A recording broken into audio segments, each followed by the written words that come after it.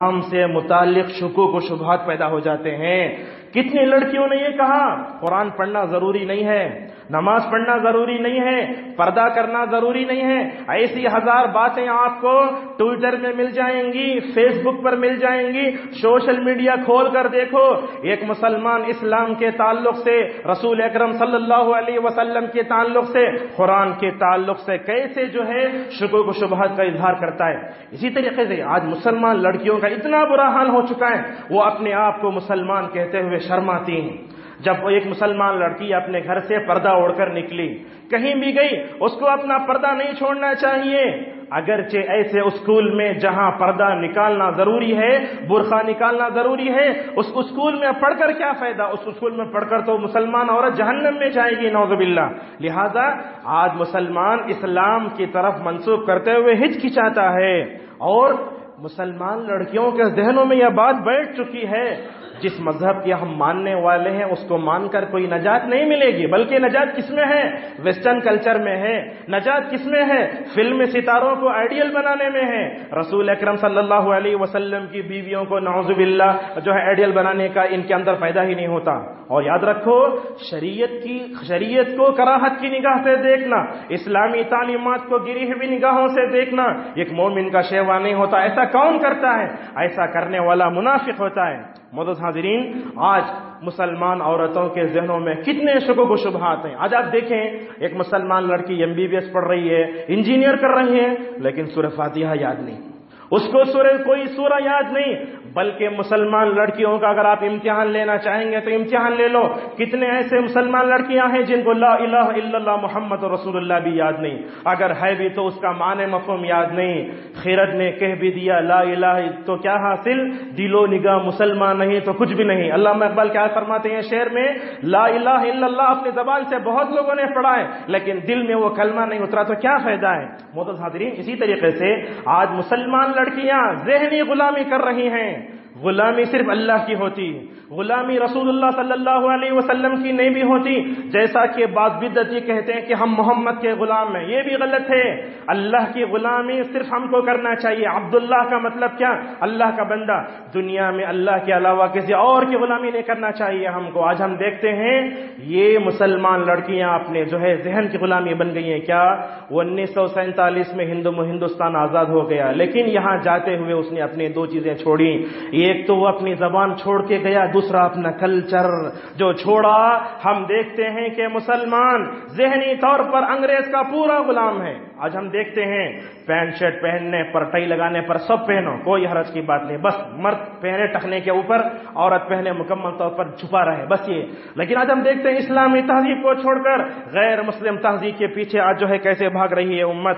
تو لہٰذا آج مسلم لڑکیاں یہی سمجھتی ہیں کہ ہم جیسے ہی بالغ ہوتے آزاد ہو جاتے ہیں۔ ایک نقطہ یاد رکھو، ایک لڑکا ایک لڑکی غیر نابالغ ہیں، وہ شریعت کی نظر میں مکلف نہیں ہے، وہ نماز نہ پڑھے کوئی بات نہیں، جیسے ہی بالغ ہو جائیں شریعت میں کیا ہو جاتا ہے، ان کے اوپر پابندیاں لگنا شروع ہوتی ہیں۔ اگر کوئی لڑکا لڑکی یہ کہے ہم تو بالغ ہو گئے، آزاد ہو گئے، نہیں، بالغ ہونے کے بعد تم کو بیڑیاں لگی، یہیں سے تمہارا امتحان اصل میں شروع ہوتا ہے۔ معزز حاضرین، یہ خراب حالات کیوں پیدا ہو رہے ہیں؟ اس کا تیسرا بڑا سبب عقائد کی کمزوری۔ آج کتنی مسلمان لڑکیاں ایسی ہیں، بعض کے گلے میں تعویذ ہے، بعض کے ہاتھ میں کڑا ہے، بعض کے جو ہے کمر میں تعویذ ہے، کسی کا کڑا پیر میں ہے۔ اگر یہ مسلمان عورت اپنے اندر عقیدے کی کمزوری رکھے تو کیا ہوگا؟ اپنے ہی جیسے شرک اور کفر رکھنے والی لڑکی کو پسند کرے گی وہ، لہذا عقیدے کی کمزوری بڑی غلط ہے۔ اور لہذا یاد رکھو، جو بندہ اپنے اندر ایمان کی طہارت رکھتا ہے کبھی وہ اخلاقی نجاست رکھنے والے کام نہیں کر سکتا۔ اور آپ جانتے ہیں بندے کا عقیدہ جتنا پختہ ہوگا وہ اخلاقی نجاستوں سے اتنا ہی دور رہے گا۔ اللہ تبارک و تعالیٰ نے سورہ نور میں بڑی اہم بات بتائی، کیا فرمایا؟ الزانی لا ينكح الا زانیۃ او مشرکہ والزانیۃ لا ينكحها الا زان او مشرک وحرم ذلك على المؤمنین۔ اللہ تبارک و تعالیٰ اس آیت میں فرماتا ہے زنا کرنے والا مرد زنا کر عورت سے ہی شادی کرے گا، اس آیت کی تفسیر موجودہ وقت میں ہم آپ کو بتاتے ہیں. کتنے ایسے مسلمان کھلاڑی ہیں جو فلموں میں کام کرنے والی غیر مسلم لڑکیوں کے ساتھ زندگی گزار رہے ہیں. یہ میری کوئی جھوٹی بات ہے، میں آپ کو ایسے ہوائی بات کر رہا ہوں، یہ ہے بات. مسلمان لڑکے غیر مسلم لڑکیوں کے ساتھ زندگی گزار رہے ہیں، یہ واقعہ ہے. اللہ فرماتا ہے زنا کرنے والا زنا کرنے والے عورت کو ہی پسند کرے گا. آپ جانتے ہیں ظہیر خان کو کیا کیا اس نے اپنے عقیدہ اور ایمان کو بالائے طاق رکھ کر مندر میں جا کر شادی کیا ہے. اس کی جو ہے ہزاروں، ایک مثال ہم دیتے ہیں، ایسی ہزاروں مثالیں آپ کو سوشل میڈیا کے ذریعے مل سکتی ہیں. اور اللہ فرماتا ہے زنا کرنے والی عورت اپنے زنا کار مرد سے ہی شادی کرے گی، اور اللہ تبارک و تعالیٰ نے زنا کو مومن مردوں کے لیے حرام قرار دے دیا ہے. ان آیتوں پر غور کرو. اللہ دو باتیں بتاتا ہے اس میں. کیا بتاتا ہے؟ یہ شرک جو ہے عقیدے کی گندگی، یہ شرک عقیدے کی گندگی ہے. زنا یہ اخلاق کی گندگی ہے. یہ دونوں ہرگز جمع نہیں ہو سکتے.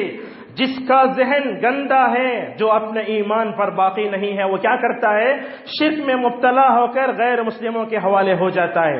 اگر کوئی مسلم لڑکا جس کا عقیدہ کمزور ہے، وہ کیا کرتا ہے؟ شرک کی دلدل میں پھنس کر نعوذ باللہ غیر مسلم لڑکی کے حوالے ہو جاتا ہے. معزز حاضرین، ہم آپ کو بتائیں ایک واقعہ. حضرت مرثد الغنوی رضی اللہ عنہ ایک صحابی ہیں. ایمان لانے سے پہلے مکے کی ایک بدکار عورت تھی جس کا نام تھا عناق، بعد نے کہا عناق. یہ عورت تھی، اس کا پیشہ ہی زنا تھا، زنا کر کر کے کماتی تھی. کیا ہوا؟ اسلام لانے سے پہلے مرثد الغنوی رضی اللہ عنہ نعوذ باللہ اس کے ساتھ ان کے تعلقات ہو گئے. رسول اکرم صلی اللہ علیہ وسلم سے آ کر پوچھنے لگے یا رسول اللہ، میں اس سے محبت کرتا ہوں، کیا شادی کر لوں؟ اب حالانکہ یہ مرثد الغنوی رضی اللہ عنہ مسلمان ہو چکے ہیں، وہ بدکار مکے کی کافر فاجر فاسق عورت ہے. یہ واقعہ رسول اکرم صلی اللہ علیہ وسلم کے زمانے کا پہلا واقعہ ایسا واقعہ تھا، آسمان سے وہی آنے کا انتظار تھا. اللہ کے نبی صلی اللہ علیہ وسلم نے مرثد الغنوی رضی اللہ عنہ سے کہا اے مرثد ذرا انتظار کرو، یہ پہلا واقعہ ہے، جب تک آسمان سے مجھے ہدایت نہیں ملتی اللہ کی طرف سے تمہیں جواب نہیں دے سکتا. اللہ نے آیتیں اتاری، یہی آیتیں جو ہم نے آپ کے سامنے پڑھی کہ یہ مشرکہ ہے، فاسق و فاجر ہے، جس کا پیشہ ہی زنا ہے، جو اپنے شرمگاہ کا غلط استعمال کر کے پیسہ لیتی، اس سے تم شادی کرو گے؟ یہ آیتیں اتری تو رسول اکرم صلی اللہ علیہ وسلم نے اس صحابی کو بلایا، کہا اے مرثد اس فاسق و فاجر عورت سے شادی نہیں کرنا. یہ الفاظ اللہ کے نبی صلی اللہ علیہ وسلم نے 3 مرتبہ ارشاد فرمائے. یہ آیت اتار کر امت کے نوجوانوں کو سبق دیا گیا کہ اگر کوئی بھی مسلمان لڑکا غیر مسلم لڑکی کے ساتھ ہرگز شادی نہیں کر سکتا. سونا تو دور کی بات، شادی نہیں کر سکتا. کیوں؟ اس لیے کہ مسلمان لڑکے کے سب سے پاکیزہ چیز ہے اس کا ایمان، اس کا عقیدہ ہے. یہ بہت پاکیزہ چیز ہے. کافر ہے، جسمانی طور پر تو نجس نہیں، لیکن اس کے اندر سب سے جو گندا چیز ہے اس کا کفر ہے، اس کا شرک ہے. معزز حاضرین، آپ کو معلوم ہے کوئی بھی لڑکا یا لڑکی زنا کرتا ہے تو اس کا اثر کیا ہوتا ہے؟ رسول اکرم صلی اللہ علیہ وسلم نے بیان فرمایا، کہا جب کوئی بندہ چوری کرتا ہے تو ایمان اس سے نکل کر چلا جاتا ہے. فرمایا جب وہ شراب پیتا ہے تو ایمان کی پاکی اس سے نکل جاتی ہے.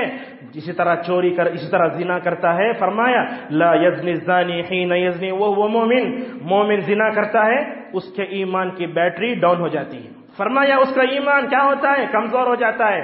حضرت اکرمہ رحمہ اللہ، یہ ابن عباس رضی اللہ عنہما کے غلام ہیں، وہ کہتے ہیں ابن عباس نے ایسے بتایا، میرے پاس عصا ہے بتا نہیں سکتا، یہ دونوں ہاتھوں کو ایسا دور کر کے بتایا جیسے ہی مومن زنا کرتا ہے ایمان اس سے نکل کر چلا جاتا ہے. اگر کوئی مسلمان لڑکی غیر مسلم لڑکے سے تعلقات رکھتی ہے، شادی کرتے ہیں، ناجائز تعلق رکھتے ہیں، ہم کہیں گے اس کا ایمان خطرے میں ہے. اور کیا فرمایا اکرمہ نے؟ فَإِن تَابَ رَجَعَ إِلَيْهِ الْإِيمَانَ، کہا جیسے ہی زنا کرنے والا مرد یا عورت اگر وہ توبہ کر لیتا ایمان لوٹ کر آ جاتا ہے. تو اس سے کیا معلوم ہوا؟ عقیدے کی کمزوری انسان کو نعوذ باللہ بہت دور تک لے جاتی ہے. معزز حاضرین، اسی طریقے سے یہ جو تعلقات پیدا ہو رہے ہیں، جو مسلم لڑکیاں غیر مسلموں کا نوالا بن رہی ہیں، اس کا اور ایک سبب والدین کی لاپرواہی. والدین بڑے لاپرواہ ہو گئے آج، بلکہ بڑی معذرت میں کہوں گا آج بچوں کی تربیت کرنے سے پہلے ماں باپ کی تربیت کرنا ضروری ہو گیا ہے. والدین بننا یہ اللہ تبارک و تعالیٰ کا بہت بڑا جو ہے احسان ہے. اللہ نے کہا تم دعا کرو والدین کو، میں تمہاری دعائیں قبول کروں گا۔ اللہ تعالیٰ نے اپنے حق کے بعد والدین کا تذکرہ فرمایا، گزشتہ خطبہ جمعہ میں اس طرف اشارہ ہو چکا ہے۔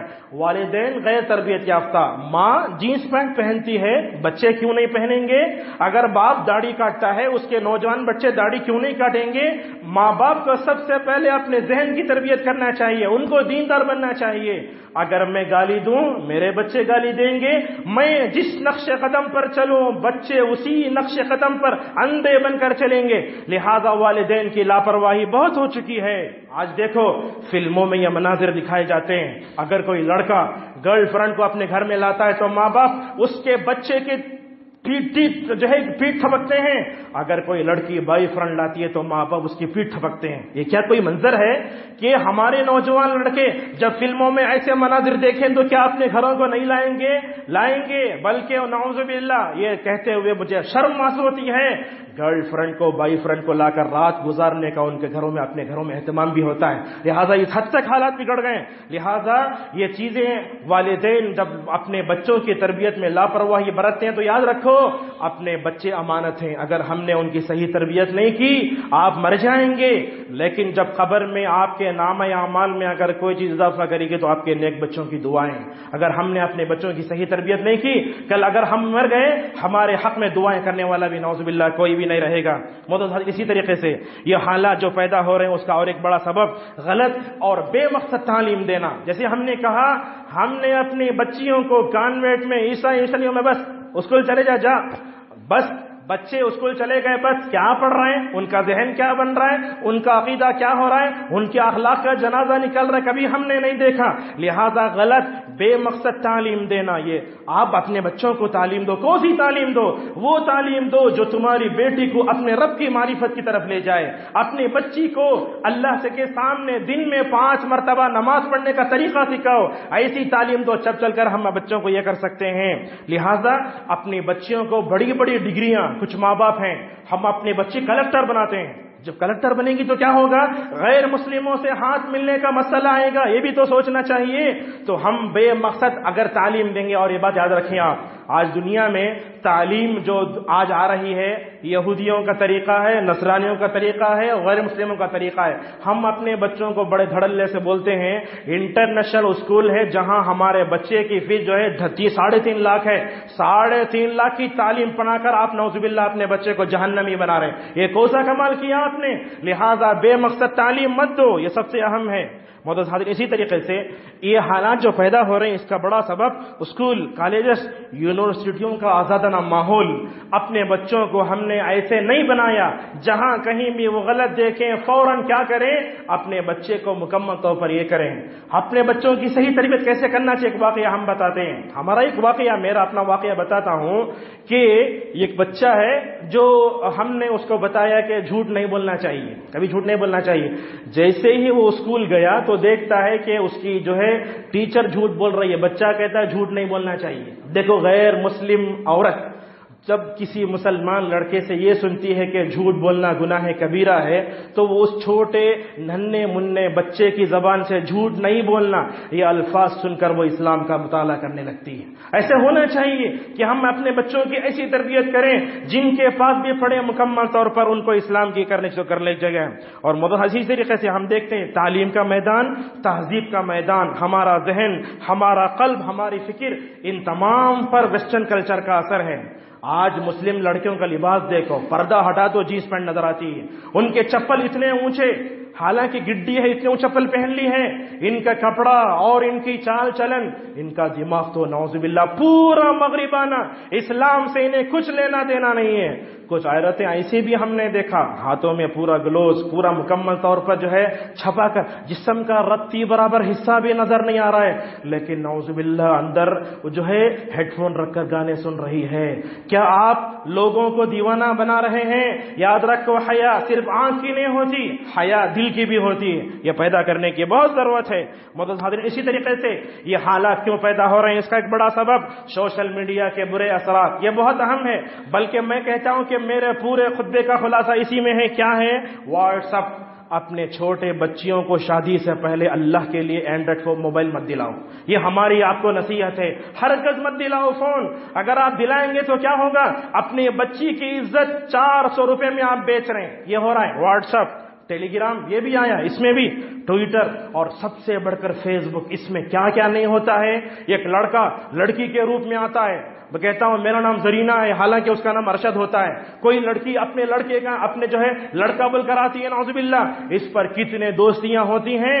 اس فیس بک نے ہماری مسلم لڑکیوں کے عزتوں کو لوٹ لیا اور ان کی عفت و عصمت کے اوپر پورے پرور پر ڈال دیے. اور ٹویٹر، ٹی وی اور ہماری عورتوں کے دماغ کو بدلنے کے لیے، ان کے دماغ کو خراب کرنے کے لیے سب سے بڑی یہ مصیبت ہماری ٹی وی ہے. آج دیکھیں گے آپ، صبح سے لے کر شام تک عورت نہ چوٹی ڈالتی ہے، وہی نائٹی پہنی ہوئی ہے، بس ریموٹ لے کر بیٹھی ہے. نہ شوہر کی خدمت کا، نہ گھر کو پاک کرنے کا، کچھ نہیں.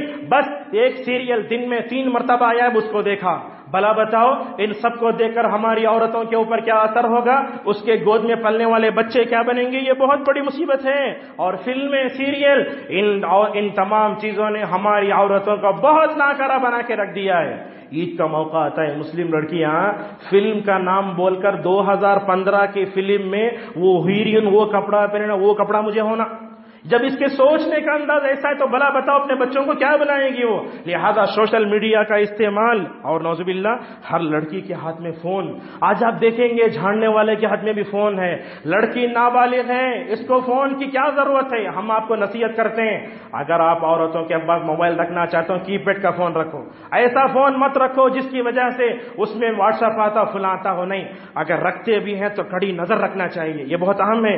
ہر لڑکی کے ہاتھ میں شادی سے پہلے تباہ کرنے کا سب سے بڑا وہی وہ ہے. اور اسی طریقے سے حالات کیوں پیدا ہوتے ہیں؟ اس کا اور ایک بڑا سبب ہمارے اندر سے غیرت اور حیا کا فقدان. ہمارے اندر سے غیرت کا خاتمہ ہوا، حیا کا خاتمہ ہوا، ساری اخلاقی خرابیاں ہمارے اندر آ گئیں. اے امت مسلمہ کی وہ لڑکیاں جو غیر مسلم لڑکوں کے گلوں میں ہاتھ ڈال کر کھڑے ہو کر تصویریں پکڑ رہی ہیں، ان کو سوچنا چاہیے کہ میری ماں عائشہ تھی. ان کو سوچنا چاہیے کہ میری ماں ام سلمہ تھی، میری ماں سمیہ تھی. ان کو سوچنا چاہیے اپنے ایمان کو، غیرت کو، حیا کو بیچ کر غیر مسلموں کا نوالا بن رہی ہیں. رسول اکرم صلی اللہ علیہ وسلم نے بیان فرمایا، ساری نبیوں کی امتوں میں ایک تعلیم دی گئی، کیا؟ جب تمہارے اندر حیا نہیں ہے جو چاہے کر لو. اگر تمہارے اندر حیا نہیں ہے جو چاہے کر لو. اللہ کے نبی صلی اللہ علیہ وسلم نے فرمایا حیا کیا ہوتا ہے؟ ایمان کے 70 سے زیادہ برانچز ہیں. اس میں فرمایا سب سے اونچا ہے لا الہ الا اللہ، اس میں سب سے کم تر ہے راستے سے تکلیف دہ چیز کا ہٹا دینا. یہ 70 میں آپ صلی اللہ علیہ وسلم نے 2 بیان کر کے اور ایک بیان فرمایا والحیاء شعبۃ من الایمان. آپ نے فرمایا کہ حیا ایمان کا ایک حصہ ہے. جس کے اندر ایمان جتنا ہوگا اخلاق اسی کے اندر اتنا آئے گا. جس کے اندر جو ہے حیا ہوگی وہ جو ہے سارے اس سے بڑھ سکتا ہے. رسول اکرم صلی اللہ علیہ وسلم بیان فرماتے ہیں حیا بھلائی لاتی ہے انسانوں میں. اگر غیر شادی شدہ بچوں کے ساتھ ماں باپ اگر فلم دیکھتے ہیں، گانے دیکھتے، سیریل دیکھتے ہیں، ہم سب سے پہلے کہیں گے ماں باپ کے اندر حیا نہیں ہے. بچوں میں حیا کیسے؟ آپ جانتے ہیں ڈی این اے، اگر باپ کے شوگر آئے تو بچوں کو شوگر آتی ہے، ماں کو شوگر تو بچوں کو شوگر آتی ہے. تو ڈاکٹر پوچھتے ہی ہیں. ہم مجھ سے ہٹ کر کہیں گے اگر ماں کے خون میں، باپ کے خون میں حیا ہے، بچوں میں وہی حیا آتی ہے. اگر ماں کے اندر حیا کا جذبہ نہیں ہے، باپ کے اندر حیا کا جذبہ نہیں ہے تو کیا ہوگا؟ اس کے گود میں پلنے والے بھی بچے بھی نعوذ باللہ بے حیا بن جائیں گے. اسی طریقے سے یہ حالات پیدا ہو رہے ہیں تو اس کا ایک بڑا سبب غلط دوستی کے بارے میں 2 باتیں ہم آپ کو بتاتے ہیں. ایک بات کیا ہے؟ ہمارے مسلمان لڑکیاں لڑکے مسلمان لڑکوں کے ساتھ ملتے ہیں. کبھی کسی آٹو میں بیٹھ کر دیکھو آپ، خصوصاً بنگلور وغیرہ میں ہر مسلمان لڑکا ہیڈ فون رکھ کر کسی غیر مسلمان لڑکی سے بات کر رہا ہے. کہیں کھڑا ہے، کہیں ہو رہا ہے، سب کچھ ہو رہا ہے. اور اگر آپ کسی بھی غیر اجنبی لڑکے لڑکیوں کو آپس میں بات کرتے ہوئے، کس کرتے ہوئے دیکھ بھی لو، اگر آپ ان کو روکیں گے تو آپ کے جان کے لالے پڑ جائیں گے. آج یہی ہو رہا ہے. تو ہماری مسلمان لڑکیاں لڑکے منحرف ہو کر ایک دوسرے سے مل رہے ہیں. یہ تو چھوڑو ہمارے قوم کا حال ہے، لیکن کہاں گئے وہ مسلمان جو غیر مسلم لڑکے سے تعلقات رکھے ہیں؟ کبھی MBA میں پڑھنے والا فلاں سے بات کرتا ہے، فلاں سے بات کرتا ہے. یہ غلط دوستی، جب تک ماں باپ اپنے جو ہے غیر شادی شدہ بچے بچیوں کی دوستی کے بارے میں سنجیدہ جب تک نہیں ہو جاتے، ان جیسے حالات پر قابو پانا بہت مشکل ہے۔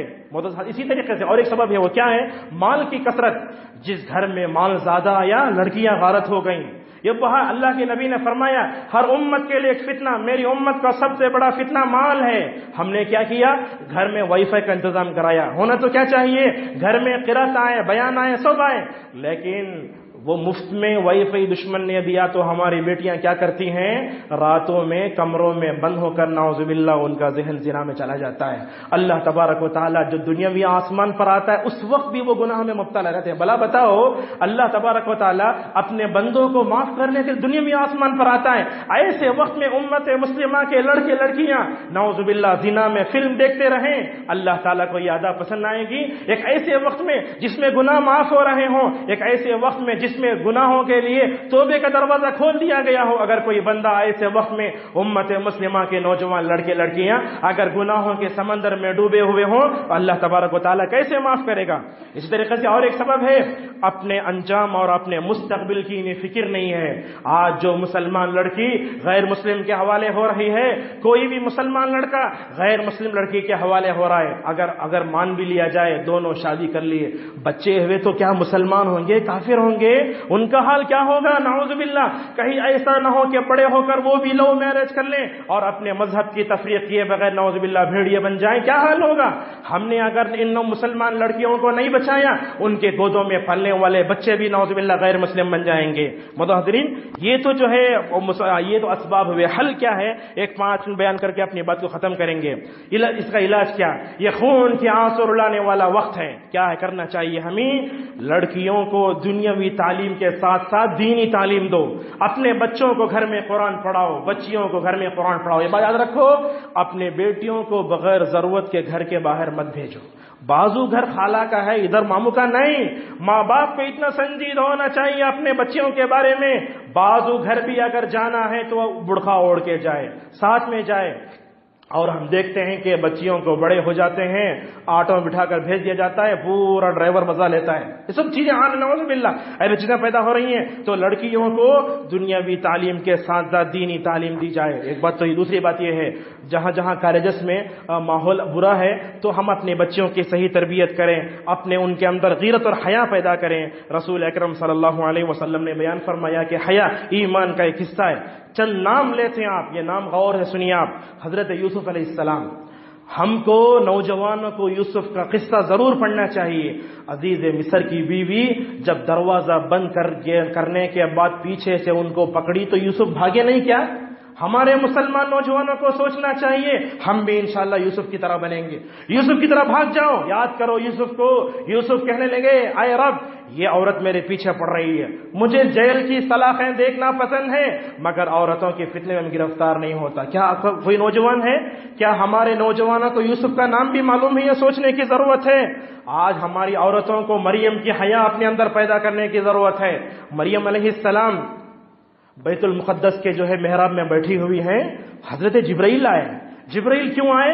نعوذ باللہ برائی کرنے نہیں آئے، فرشتوں کا سردار برائی کرنے کیسے آ سکتا ہے؟ کیوں آئے؟ حضرت جبرائیل علیہ السلام اصل میں حضرت مریم کو عیسیٰ کی خوشخبری دینے آئے۔ جیسے ہی حضرت جبرائیل مریم کے قریب ہوئے، مریم کی غیرت اور حیا جاگ اٹھی۔ کیا کہا مریم نے؟ انی اعوذ بالرحمن منک ان کنت تقیا۔ کہا اے جبرائیل تو انسانی شکل میں آئے ہو، میں رحمان کا واسطہ دے کر تجھ سے یہ کہتی ہوں کہ تم میرے سے دور چلے جاؤ۔ شاید مریم نے یہ سمجھ لیا کہ کوئی مرد میرے سے برائی کرنے آ رہا ہے۔ حضرت جبرائیل نے کہا انما انا رسول ربک لیہب لک غلاما زکیا۔ اے مریم ڈرنے کی بات نہیں، میں فرشتہ ہوں، اصل میں انسانی شکل میں آیا ہوں، تم کو ایک پاکیزہ بچہ دینے کے واسطے آیا ہوں۔ یہ بات یاد رکھو، امت کے نوجوانوں کو یوسف کا کردار اپنے اندر پیدا کرنے کی ضرورت ہے اور حضرت مریم کا ایمان اپنے اندر پیدا کرو۔ اسی طریقے سے عثمان رضی اللہ عنہ جن کو دیکھ کر فرشتے شرما جاتے تھے، کبھی اللہ کے نبی صلی اللہ علیہ وسلم کی ران کھلی رہتی تھی، ابو بکر بازو بیٹھے، عمر بازو بیٹھے ہیں، اچانک حضرت عثمان رضی اللہ عنہ داخل ہو گئے. ابو بکر بیٹھے, عمر بیٹھے, آپ کی ران مبارک کھلی ہوئی ہے. حضرت عثمان آئے تو اپنی ران کو آپ نے کپڑا ہٹا لیا. عائشہ رضی اللہ عنہا نے پوچھا, یا رسول اللہ, آپ کے پاس ابو بکر عمر بھی تھے, آپ نے اپنی ران پر سے کپڑا کیوں ہٹایا؟ عثمان داخل ہونے کے بعد تو کیا فرمایا, میں ایسے شخص سے کیوں نہ شرماؤں جس سے فرشتے شرماتے ہیں. تو لہذا حضرت عثمان کی حیا ایسے تھی, اگر وہ کسی زناکار آنکھ کو بھی دیکھ لے تو کہتے تھے کہ تم نے زنا کیا ہے. اور جانتے ہیں مرنے سے پہلے پیجامہ لا کر پہن لیا تھا. کیوں؟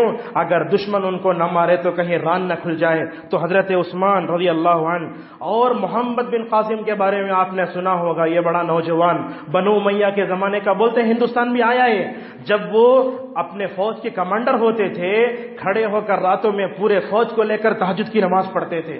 کیا کرتے تھے دشمنان اسلام؟ ان کے نماز کے سامنے سے خوبصورت عورتوں کو گزارتے.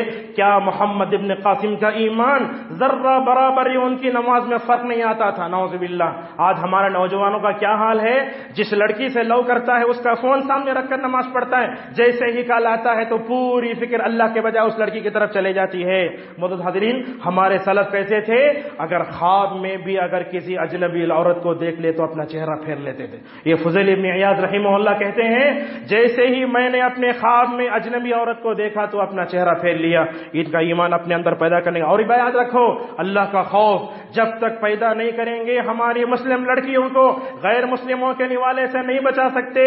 فرمایا اللہ کے نبی صلی اللہ علیہ وسلم نے, قیامت کے دن اللہ کے عرش کے سائے کا وہ نوجوان بھی ہے, یہ خوبصورت اور عہدہ رکھنے والی عورت نے زنا کرنے کے لیے بلایا تو اس نے کہا میں اللہ سے ڈرتا ہوں. اور وہ واقعہ یاد کرو بنی اسرائیل کا, جب 3 آدمی غار کے اندر چلے گئے تو کیا ہوا, اس میں سے ایک نے کہا رب میں اپنی چچا زاد بہن کے ساتھ زنا کرنے چلا گیا تھا, قریب تھا, یہ دیکھو قریب تھا, جیسے ہی میں قریب گیا تو میری چچا زاد بہن کہنے لگی اللہ سے ڈرو رب, میں نے اپنی چچا زاد بہن کے ساتھ میں نے زنا نہیں کیا, تیری وجہ سے. نوجوانوں, امت مسلمہ کی ماں اور بہنوں, اگر تم قیامت کے دن اللہ تعالیٰ کے عرش کا سایہ چاہتی ہو, اپنے مکمل طور پر اپنی عزت کی حفاظت کرو اور غلط اور نقصان دہ تعلیم سے دور رکھیں. سوشل میڈیا کا استعمال, جیسے ہم نے کہا, اپنے بچوں کو فون, یہ جو ہے فیس بک, واٹس ایپ, ان تمام کے برے اثرات سے مکمل طور بچائیں. اور ایک بات, دوستی, ہمارے بچے بچیاں کن لوگوں سے دوستی رکھ رہی ہیں. اگر آپ نے اپنے بچے کو فون بھی دیا, اس کا فون لے کر دیکھو اس کے فون میں کس کس کے نمبر آتے ہیں, یہ بہت اہم ہے. اسی طریقے سے سب سے اہم بات اور ہے, اس پرفتن دور میں اپنے رب سے دعا کرنا ہے, بہت اہم ہے.